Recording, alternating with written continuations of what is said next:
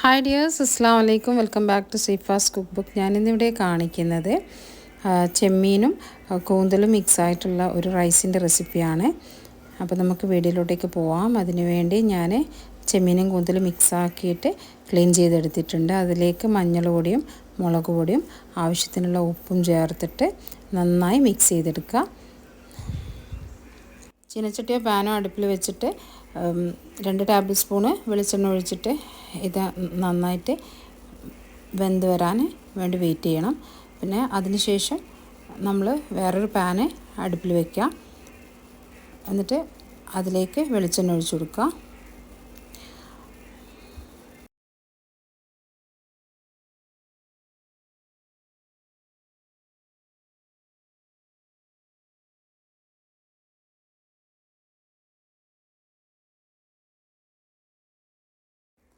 ഇതിലേക്ക് ഒരു 4 സവാള കൊത്തി അരിഞ്ഞത്, ഒരുപാട് സവാളയൊന്നും ഇതിനാവശ്യമില്ല, ഒരു 4 മീഡിയം മതി.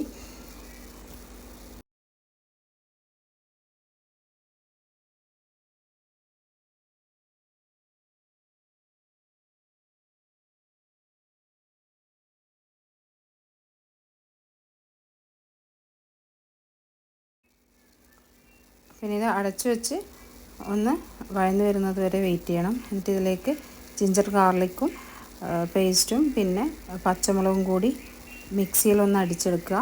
ഒരു 4-5 പച്ചമുളകും പിന്നെ ഒരു ചെറിയ കഷ്ണം ജിഞ്ചറും ഗാർലിക്കും എടുത്തിട്ട് അതും കൂടി നന്നായി അടിച്ചിട്ട് ഇതിലേക്ക് ചേർത്ത് കൊടുക്കുക.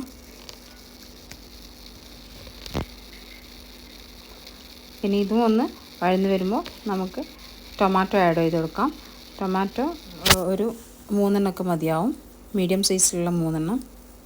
എന്നിട്ട് നന്നായിട്ട് വഴന്നു വരുന്നത് വരെ വെയിറ്റ് ചെയ്യാം.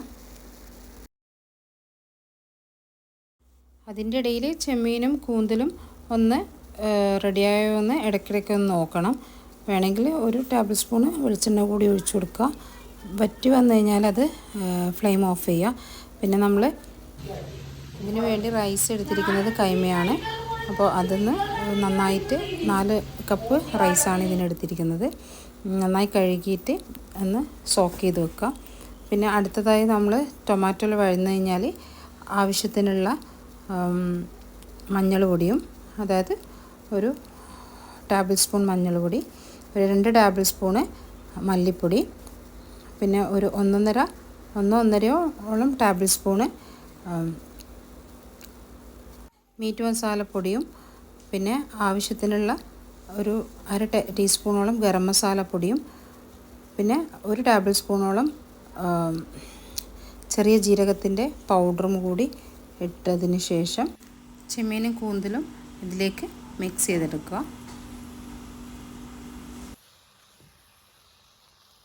ചോറുണ്ടാക്കാൻ വേണ്ടിയിട്ട് ഒരു പാത്രം അടുപ്പിൽ വെച്ചിട്ട് അതിലേക്ക് വെളിച്ചെണ്ണയും ഗീയും ഒഴിച്ചു കൊടുക്കുക. എന്നിട്ട് പട്ട, ഗ്രാമ്പു, ഏലക്ക ഇട്ട് കൊടുക്കുക. ആവശ്യത്തിനുള്ള വെള്ളം, ഞാൻ 4 കപ്പിന് 6 കപ്പ് വെള്ളമാണ് ഒഴിച്ചെടുത്തിരിക്കുന്നത്. എന്നിട്ട് നമുക്ക് വെള്ളം തിളച്ച് കഴിഞ്ഞാൽ റൈസ് അതിലേക്ക് ഇട്ട് കൊടുക്കുക. പിന്നെ മസാല മിക്സ് ചെയ്തിട്ട് പിന്നെ ചെറുനാരങ്ങ ആവശ്യത്തിന് പിഴിഞ്ഞ് കൊടുക്കുക. ഉപ്പും എല്ലാം ഇട്ടിട്ട് വെള്ളം വറ്റി വരുമ്പോൾ 2-3 തവണ ചോറ് മറിച്ചിടുക. ഒന്ന് ഫ്ലെയിം കുറച്ച് വെച്ചിട്ട്, അപ്പോൾ തന്നെ ചോറ് റെഡിയാവും. അപ്പോൾ നല്ല ടേസ്റ്റി ആയിട്ടുള്ള ചോറാണ്. എല്ലാവരും ഒന്ന് ട്രൈ ചെയ്ത് നോക്കുക. അടുത്ത വീഡിയോയുമായി വരുന്നത് വരെ താങ്ക് യു. ബൈ. അസ്സലാമു അലൈക്കും.